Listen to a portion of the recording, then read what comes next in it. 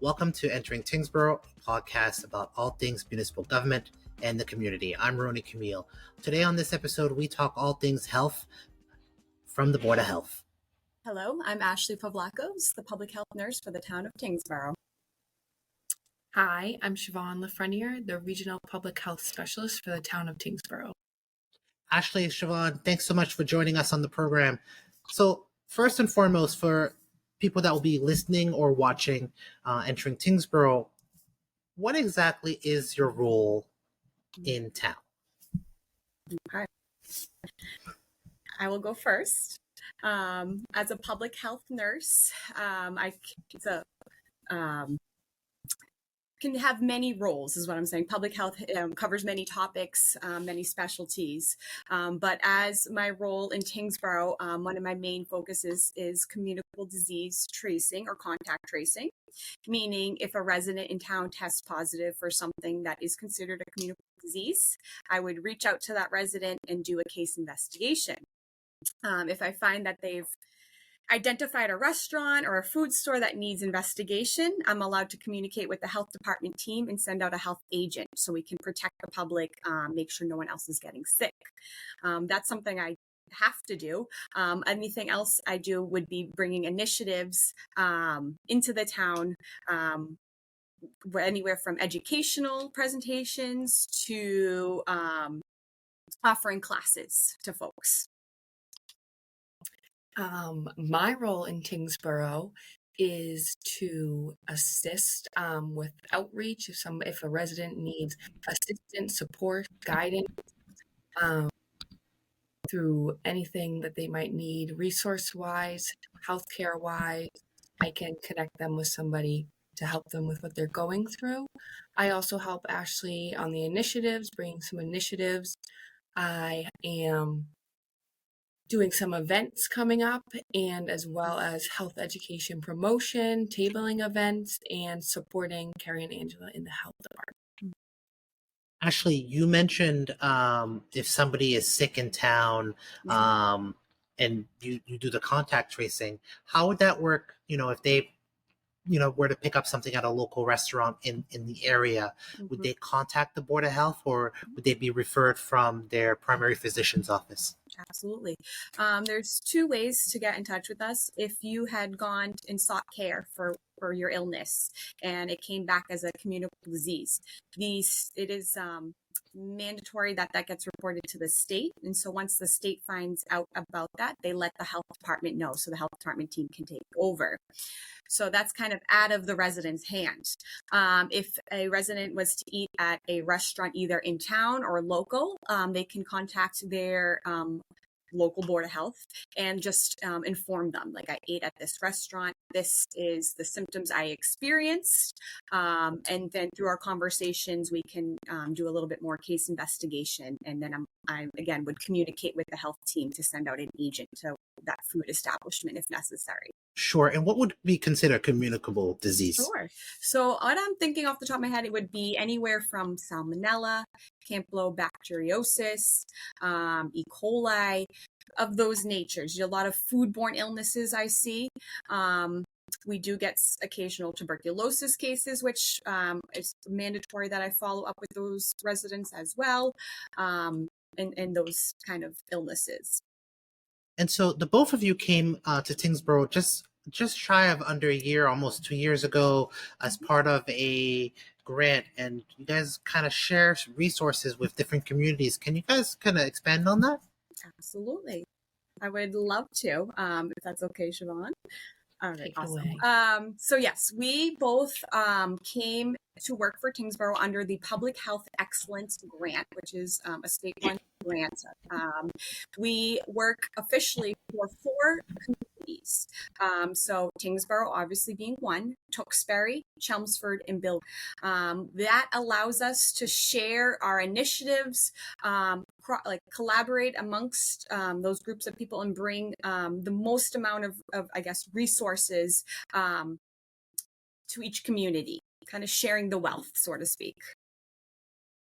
And so, Siobhan, in your role, you kind of offer folks in the community various resources. What are some of those resources that you offer?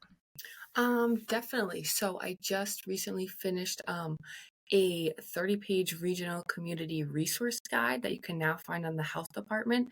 So it has resources for all topics, including, housing insecurity, hoarding, um, resources for elders, resources for those with disabilities, resources for the LGBTQ community. And that's kind of more of something that I published of resources. And like on a person-to-person basis, if somebody needs help, either if they need mental health guidance or if they need support finding healthcare, or even if they need, they need help with their utility costs being covered, or if they're going to be facing housing insecurity, they can definitely reach out to me at the health department. I can connect them with the right resources for that. Mm-hmm. And in the past year or the last 6 months, the both of you have kind of incorporated a couple, programs, and we've seen a lot of residents come in. There's a few that we could talk about, but I'll let you guys kind of just share, because some residents may not know. One of them was the dementia program. Mm-hmm. Yeah, I'll speak to that first. But a couple months ago, I was approached and asked to do some educational or do an educational presentation on dementia.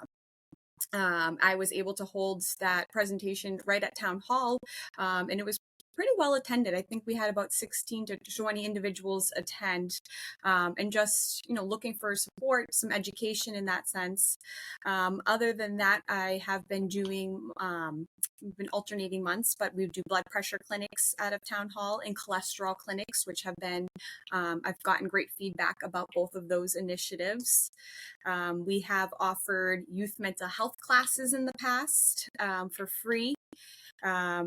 We just did the Tyngsborough block party, and we had we had 2 tables. So I'll let Siobhan speak to hers, but I did a sun safety initiative. So we offered on the spot sunscreen packets to go, sunglasses, things of that nature. And the other cool thing that that we've been working on over the last 6 months to a year is we're part of a regional hoarding task force. So again, multi-town participate. So we were able to pool our resources, our ideas, and really able to collaborate and bring the most back to our town of Tyngsborough here. I had a mental health kind of / substance use table. I had some contacts for 988 and the behavioral helpline in Massachusetts. And then I was also promoting our new and exciting community Narcan program, and I was distributing Narcan to residents. So basically, due to Ashley's great work, we in the town of Tyngsborough are now able to pass out Narcan through the Board of Health free of charge to residents. And can you kind of elaborate what exactly is Narcan for those that may be hearing this term for the first time? Sure. So Narcan is the reversal medication for an opioid overdose. It basically knocks off the opioid from the receptors, and it can revive somebody who has fallen into an overdose state of like not breathing, not responding, blue lips. It can reverse that within 2 to 5 minutes and bring them back. And how was Ting able to kind of get Narcan? I can speak to that. So the state is now offering sites, municipalities, health departments specifically, to become community Narcan programs. So we applied through the state to be this program. We meet certain qualifications, certain reporting requirements, but then because we do all of that, we receive fully subsidized Narcan. So it is free, obviously, to the residents. It's free for us to acquire because we meet those requirements and those, like I said, reporting deadlines as well. And how easy is it for somebody to, from the public, to administer Narcan or get access to the Narcan? Siobhan? I'll start off with administering it. It's very simple. It's basically a nasal spray. So it's kind of like Flonase. It goes up the nose. It's just one press and then that's it. There are 2 doses in each box if you needed to give another one. For residents to access Narcan, they can either come to the Board of Health window in the inspectional services of Town Hall, or they can access two of our Narcan distribution boxes, which are located in the vestibules at each entrance of Town Hall. So you walk in the front door, either the main door or the side door at the inspectional services. You will look to your left, right on the wall. There is a clear plexiglass box mounted with 3 Narcan rescue kits, and you can go in there anytime during town hall hours and access that. You don't have to talk to anyone. You can just take the Narcan and go on your way. And obviously, this tool is obviously not the end all be all. And I just want to make sure that we get this information out there to the public. If somebody, encounters something, what other additional steps should they be doing? Definitely. If you were to encounter somebody that had overdosed, you definitely want to administer the Narcan if you have it on hand. Call 911. Follow-up steps, I would say, wait until the ambulance arrives, definitely. If you know that person and you wanted to follow up with them in a week and see how they were doing, if you wanted to see if they wanted to have you sit with them while they reached out to help, you could call 988 or the Mass Behavioral Helpline. Different ways to go about it depending on how well you know the person. And shifting gears now, you guys have a plethora, and I say a plethora of various events you guys have brought into the community. Siobhan, can you kind of share what's coming up in the next few weeks? Definitely. So September is a big month for us here at the health department. Starting us off strong on September 14th, we are having an Opioid Overdose Awareness Vigil. That is going to be September 14th. Signing of names starts at 6 p.m. and the event itself starts at 6:30. That's going to be at Old Town Hall. Weather permitting, it will be at the gazebo. So basically, for anybody who has lost a loved one, a friend, a colleague to substance use disorder or an overdose, we welcome you to come and share their name with us. You can write it down in the book, and we're going to have live music. We're going to have DA Ryan come and speak, as well as a resident speak upon their experience. And then we're going to have a reading of names while we have not actual candles, they are battery operated, but it will be a candlelit vigil. A nice way for the community to come together and remember those lost to overdose or substance use disorder. That is September 14th, Old Town Hall. And then we'll roll right into September 21st. We have our Tyngsborough Health and Safety Fair. That is the health department, the fire department, and the police department collaborating. We have lots of fun stuff. There will be a Red Cross blood drive. There's going to be a canine demonstration. There's going to be lots of health and safety vendors there. There's going to be a bike rodeo, so definitely come on down. And then that is September 21st. September 24th, we are hosting September is National Recovery Month, so we are hosting a sober rolling into recovery event at Roller Kingdom in Tyngsborough. It will be 6 to 8 p.m. and it will be free entry and skate rental for all that want to come. Basically, we just really want to get the community together, rally behind those that are in recovery, and support them on their journey. Any other events happening on the horizon after those two events in September? After October? those events, I have one in the works for October. It will be October 3rd. It is going to be a domestic violence awareness event. It's going to be a free self-defense class, 6 p.m. at Old Town Hall, October 3rd. And I'm hoping maybe to sprinkle in a few speakers, but we'll see what I can muster up for that. Okay. Is there anything else that you guys want to add before we sign off? I'll add. Definitely with our community Narcan program, we're looking to table events. We were just at the block party. If a restaurant or a business, school, sports team would like Ashley and I both to come and give a free Narcan training, and we can bring Narcan rescue kits for everyone to take home, we are more than happy to help.